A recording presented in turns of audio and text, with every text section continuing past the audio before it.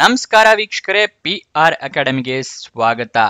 ಮತ್ತೊಂದು ಸರ್ಕಾರಿ ಹುದ್ದೆಯ ಜೊತೆಗೆ ಹಾಜರಾಗಿದ್ದೀವಿ. ಇದು ಯಾವ ಸರ್ಕಾರಿ ಹುದ್ದೆ, ಎಲ್ಲಿ ಖಾಲಿ ಇರುತ್ತೆ, ಸ್ಯಾಲ್ರಿ ಏನಿದೆ, ವಯೋಮಿತಿ ಎಷ್ಟಿರಬೇಕು, ಎಜುಕೇಶನ್ ಏನ್ ಮಾಡಿರಬೇಕು, ಇದೆಲ್ಲದ್ರ ಬಗ್ಗೆ ಸಂಪೂರ್ಣ ಮಾಹಿತಿಯನ್ನ ನಿಮಗೆ ತಿಳಿಸ್ಕೊಡ್ತೀವಿ. ವಿಡಿಯೋನ ಕೊನೆ ತನಕ ನೋಡೋದು ಮರಿಬೇಡಿ. ವಿಡಿಯೋ ಶುರು ಮಾಡೋದಕ್ಕೆ ಮುಂಚೆ ಇನ್ನೂ ಚಾನಲ್ ಸಬ್ಸ್ಕ್ರೈಬ್ ಆಗಿಲ್ಲ ಅಂದ್ರೆ ಇವಾಗಲೇ ಸಬ್ಸ್ಕ್ರೈಬ್ ಆಗಿರಿ. ಪ್ರತಿದಿನನೂ ಗವರ್ನಮೆಂಟ್ ಮತ್ತೆ ಪ್ರೈವೇಟ್ ಸೆಕ್ಟರ್ ಜಾಬ್ ಡೀಟೇಲ್ಸ್ ತಿಳ್ಕೋಬಹುದು. ಹಾಗೆ ಪಕ್ಕದಲ್ಲಿರೋ ಬೆಲ್ ಐಕನ್ ಪ್ರೆಸ್ ಮಾಡಿ ವಿಡಿಯೋ ಅಪ್ಲೋಡ್ ಆಗಿದ ತಕ್ಷಣ ನಿಮಗೆ ನೋಟಿಫಿಕೇಶನ್ ಬರುತ್ತೆ. ಇವಾಗ ವಿಡಿಯೋನ ಶುರು ಮಾಡೋಣ. UCSL ಅಂತ ಹೇಳ್ತಾರೆ, ಅಂದ್ರೆ Udupi Cochin ship yard limited ಅಂತ ಹೇಳಿ. ಓಕೆನಾ? ಇದು ಉದ್ಯೋಗ ಸ್ಥಳ ಉಡುಪಿನಲ್ಲಿ ಖಾಲಿ ಇರುತ್ತೆ. ಯಾವ ಹುದ್ದೆ ಅಂತ ನೋಡೋದಾದ್ರೆ ಆಫೀಸ್ ಅಸಿಸ್ಟೆಂಟ್ ಹುದ್ದೆ ಫೈನಾನ್ಸ್ ಅಲ್ಲಿ. ಓಕೆನಾ? ನೆಕ್ಸ್ಟ್ ಸ್ಯಾಲರಿಯ ಡೀಟೇಲ್ಸ್ ನ ನೋಡೋದಾದ್ರೆ 25,000 ರೂಪಾಯಿಂದ ಹಿಡಿದು 27,150 ರೂಪಾಯಿ ಸ್ಯಾಲರಿ ಇರುತ್ತೆ. ಇದು ತಿಂಗಳ ಸ್ಯಾಲರಿ ಆಗಿರುತ್ತೆ. ನೆಕ್ಸ್ಟ್ ವಯೋಮಿತಿಯ ಡೀಟೇಲ್ಸ್ ನ ತಿಳ್ಕೊಳ್ಳೋಣ. ಎಷ್ಟು ವಯೋಮಿತಿ ಇರಬೇಕು ಇದಕ್ಕೆ ಅಂತ ಹೇಳಿ. ಮಿನಿಮಮ್ 18 ವರ್ಷ ಆಗಿರ್ಬೇಕು. ಮ್ಯಾಕ್ಸಿಮಮ್ 30 ವರ್ಷದವರು ಕೂಡ ಅರ್ಜಿಯನ್ನ ಹಾಕಬಹುದು. 18ರಿಂದ 30 ವರ್ಷ ವಯೋಮಿತಿಯ ಡೀಟೇಲ್ಸ್. ನೆಕ್ಸ್ಟ್ ಅಪ್ಲಿಕೇಶನ್ ಫೀಸ್ ಎಷ್ಟಿರುತ್ತೆ ಅಂತ ನೋಡೋದಾದ್ರೆ SC ST PWBD ಕ್ಯಾಂಡಿಡೇಟ್ಸ್ಗಳಿಗೆ ಅಪ್ಲಿಕೇಶನ್ ಫೀಸ್ ಇರೋದಿಲ್ಲ. ಫ್ರೀ ಆಫ್ ಕಾಸ್ಟ್ ನಲ್ಲಿ ಅರ್ಜಿಯನ್ನ ಹಾಕಬಹುದು. PWBD ಅಂತ ಹೇಳಿದ್ರೆ person with benchmark disability ಅಂತ ಹೇಳಿ.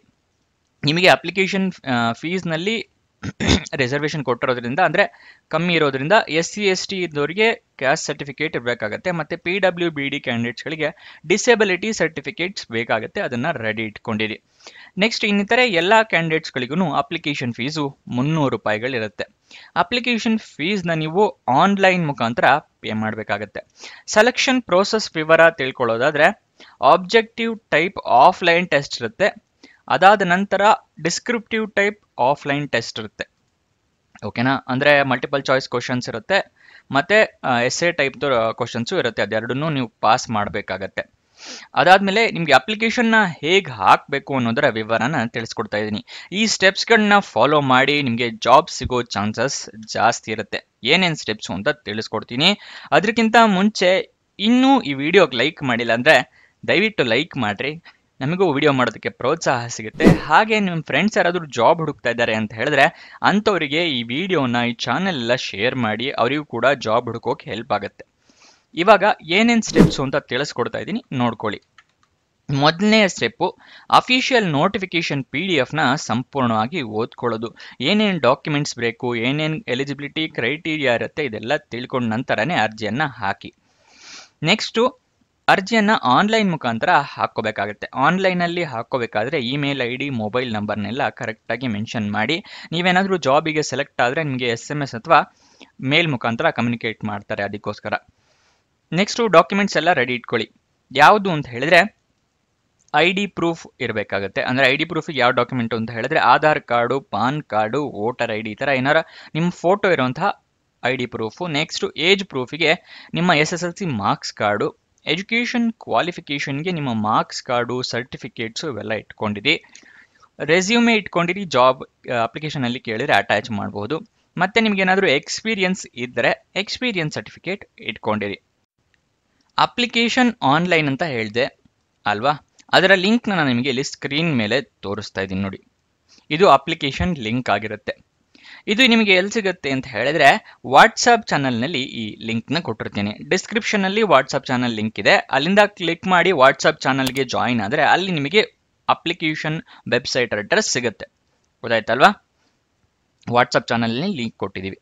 ನೆಕ್ಸ್ಟ್ ಎಲ್ಲ ಡಾಕ್ಯುಮೆಂಟ್ಸ್ ರೆಡಿ ಇಟ್ಕೊಳ್ಳಿ ಅಂತ ಹೇಳಿದ್ನಲ್ಲ, ಎಲ್ಲಾದ್ರದ್ದು ಸ್ಕ್ಯಾನ್ಡ್ ಕಾಪೀಸ್ ಇಟ್ಕೊಳ್ಳಿ. ಯಾಕಂದ್ರೆ ಆನ್ಲೈನಲ್ಲಿ ಹಾಕ್ತಾ ಇರೋದು, ಪ್ರಿಂಟ್ಔಟ್ ತೆಗೆದಿಟ್ಕೊಂಡ್ರೆ ಉಪಯೋಗ ಆಗೋದಿಲ್ಲ. ಮೊಬೈಲ್ನಲ್ಲಿ ಹಾಕ್ತಾ ಇದ್ದೀರಾ ಅಂತ ಹೇಳಿದ್ರೆ ಎಲ್ಲ ಡಾಕ್ಯುಮೆಂಟ್ಸ್ದು ಸರ್ಟಿಫಿಕೇಟ್ಸ್ ಎಲ್ಲ ಫೋಟೋ ತೆಗೆದಿಟ್ಕೊಳ್ಳಿ. ಆನ್ಲೈನ್ ಅಪ್ಲಿಕೇಶನ್ ಹಾಕೋಬೇಕಾದ್ರೆ ಯೂಸ್ ಆಗುತ್ತೆ. ಮತ್ತೆ ನಿಮ್ಮ ಪಾಸ್ಪೋರ್ಟ್ ಸೈಜ್ ಫೋಟೋಗ್ರಾಫ್ ಇಟ್ಕೊಂಡಿರಿ. ಅಪ್ಲಿಕೇಶನ್ ಅಲ್ಲಿ ಕೇಳಿದ್ರೆ ಅಟ್ಯಾಚ್ ಕೂಡ ಮಾಡಬಹುದು. ನೆಕ್ಸ್ಟ್ ನಿಮ್ಮ ಕೆಟಗರಿಯ ಪ್ರಕಾರ ಅಪ್ಲಿಕೇಶನ್ ಫೀಸ್ನ ಪೇ ಮಾಡಿ. ನೆಕ್ಸ್ಟ್ ಎಲ್ಲ ಅಪ್ಲಿಕೇಶನ್ ಫಿಲ್ಅಪ್ ಮಾಡಿ ಆದಮೇಲೆ ಸಬ್ಮಿಟ್ ಬಟನ್ ಕ್ಲಿಕ್ ಮಾಡ್ತೀರಲ್ಲ, ಅದರಲ್ಲಿ ಅಪ್ಲಿಕೇಶನ್ ನಂಬರು ಅಥವಾ ರಿಕ್ವೆಸ್ಟ್ ನಂಬರ್ ಈ ಥರ ಏನಾದರೂ ಬಂದರೆ ಅದನ್ನ ಬರೆದಿಟ್ಕೊಳ್ಳಿ ಅಥವಾ ಸ್ಕ್ರೀನ್ ಶಾಟ್ ತೊಗೊಂಡು ಇಟ್ಕೊಳ್ಳಿ. ನಿಮ್ಮ ಫ್ಯೂಚರ್ ರೆಫರೆನ್ಸಿಗೆ ಬೇಕಾಗುತ್ತೆ. ನೆಕ್ಸ್ಟ್ ಅಪ್ಲಿಕೇಶನ್ ಓಪನ್ ಆಗಿದ್ದ ದಿನಾಂಕ ನೋಡೋದಾದ್ರೆ 14 ಮಾರ್ಚ್ 2025 ಕೊನೆ ದಿನಾಂಕ 4 ಏಪ್ರಿಲ್ 2025. ಅಫಿಷಿಯಲ್ ನೋಟಿಫಿಕೇಶನ್ PDF ನ ಓದ್ಕೊಳ್ಳಿ ಅಂತ ಅವಾಗಲೇ ಏನೋ ಹೇಳಿದೆ. ಆದರೆ ಅದು ಎಲ್ಲಿ ಸಿಗುತ್ತೆ ಅಂತ ಕೇಳಿದ್ರೆ ಡಿಸ್ಕ್ರಿಪ್ಷನ್ನಲ್ಲಿ ಟೆಲಿಗ್ರಾಮ್ ಚಾನಲ್ನ ಲಿಂಕ್ ಕೊಟ್ಟಿದ್ದೀನಿ. ಅಲ್ಲಿಂದ ಕ್ಲಿಕ್ ಮಾಡಿ ಟೆಲಿಗ್ರಾಮ್ ಚಾನಲ್ನ ಜಾಯಿನ್ ಆಗಿ ಅಫಿಷಿಯಲ್ ನೋಟಿಫಿಕೇಶನ್ PDF ಡೌನ್ಲೋಡ್ ಮಾಡ್ಕೊಳ್ಳಿ. ಪ್ರತಿಯೊಂದು ಜಾಬಿಗೂ ಅಫಿಷಿಯಲ್ ನೋಟಿಫಿಕೇಶನ್ ಟೆಲಿಗ್ರಾಮ್ನಲ್ಲೇ ಕೊಟ್ಟಿರ್ತೀವಿ.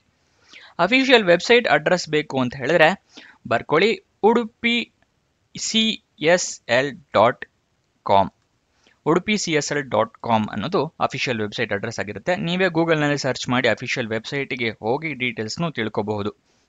ನೆಕ್ಸ್ಟು ನಿಮಗೆ ಏನಾದರೂ ಡೌಟ್ಸ್ ಅಥವಾ ಕ್ವಶನ್ಸ್ ಇದೆ ಅಂತ ಹೇಳಿದ್ರೆ ಅವರು ಇಮೇಲ್ ID ಮತ್ತು ಲ್ಯಾಂಡ್ಲೈನ್ ನಂಬರ್ ಕೊಟ್ಟಿದ್ದಾರೆ, ಅಲ್ಲಿಗೆ ಕಾಲ್ ಮಾಡಿ ನೀವು ಡೀಟೇಲ್ಸ್ನ ತಿಳ್ಕೊಬಹುದು. ಏನಾದ್ರು ಕ್ವಶನ್ಸ್ ಇದ್ರೆ ಕ್ಲಾರಿಫೈ ಮಾಡ್ಕೋಬಹುದು.